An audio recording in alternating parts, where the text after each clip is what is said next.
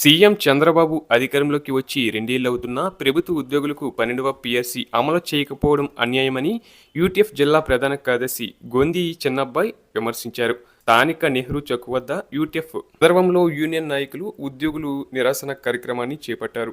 ఈ సందర్భంగా ఆయన మాట్లాడుతూ 12వ పీఎస్సీ అమలు, ఆర్థిక బకాయిలు చెల్లింపు, పెండింగ్ డిఏలు విడుదల, సిపిఎస్ రద్దు వంటి వాటిపై ప్రభుత్వం నోరు మెదపడం లేదని ఆవేదన వ్యక్తం చేశారు. ఉద్యోగ, ఉపాధ్యాయులు అండదండలతో అధికారం చేపట్టిన చంద్రబాబు ప్రభుత్వం ఎన్నికల హామీలను అమలు చేయడంలో ఘోరంగా వైఫల్యం చెందారన్నారు.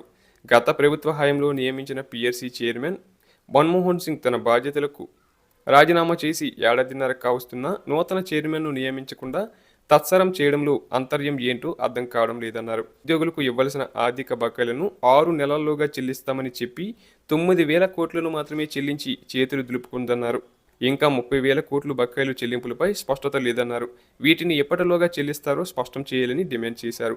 అలాగే డిఏలు సకాలంలో చెల్లించకపోతే ఉద్యోగులు ఎలా జీవిస్తారని ప్రతిపక్ష హోదాలో గగ్గోలు పెట్టిన కూటమి పెద్దలు ఇప్పుడు 4 డిఏలను చెల్లించకుండా కాలయాపన చేయడం సిగ్గుచేటన్నారు.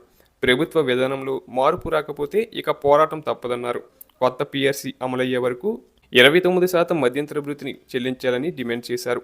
ప్రభుత్వం తక్షణమే స్పందించకపోతే ఏప్రిల్ 1, 2 తేదీల్లో జిల్లా కేంద్రాల్లోనూ అదే నెల 15 నుంచి 19వ తేదీ వరకు రాష్ట్ర రాజధానిలో నిరాహార దీక్ష చేపడతామని హెచ్చరించారు. అప్పటికీ ప్రభుత్వం దిగిరాకపోతే 28వ తేదీ చెలో సెక్రటరియట్కు పిలుపునిచ్చి ముట్టడిస్తామన్నారు.